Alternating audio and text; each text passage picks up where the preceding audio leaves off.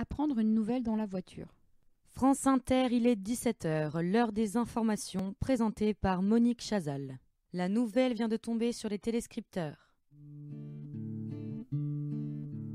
Il parle de la mort comme tu parles d'un fruit. Il regarde la mer comme tu regardes un puits. Les femmes sont lascives au soleil redouté. Et s'il n'y a pas d'hiver, cela n'est pas l'été. La pluie est traversière, elle bat de grains en grains quelques vieux cheveux blancs qui fredonnent Gauguin. Et par manque de brise, le temps s'immobilise aux marquises.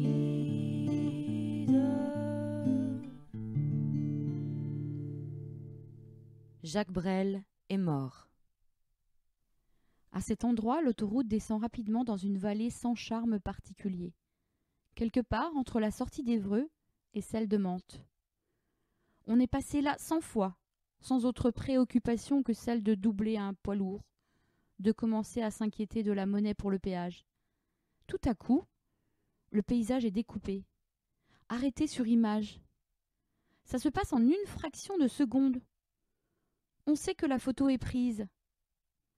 Cette côte, à 3 voies, bien anonyme et grise, qui remonte vers la vallée de la Seine, prend un caractère, une singularité qu'on ne soupçonnait pas. Peut-être même le camion Antard rouge et blanc, sur la file de droite, restera-t-il dans l'image. C'est comme si on découvrait la réalité d'un lieu qu'on n'avait pas envie de connaître, qu'on associait seulement à un certain ennui, à une légère fatigue, une abstraction morose du trajet.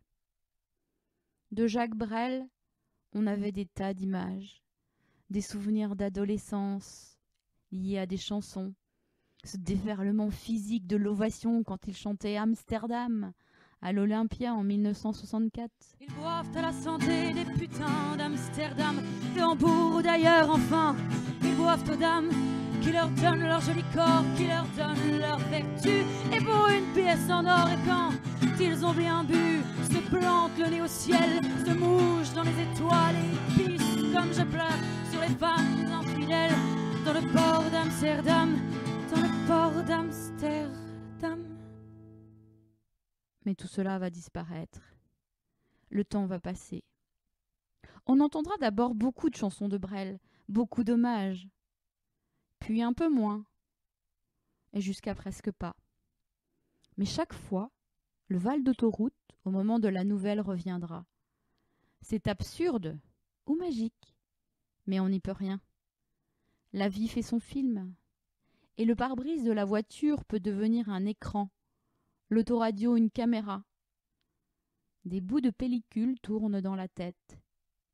Mais c'est le voyage qui fait ça aussi. Cette fausse familiarité des paysages, l'un par l'autre effacés, qui un jour se cristallise.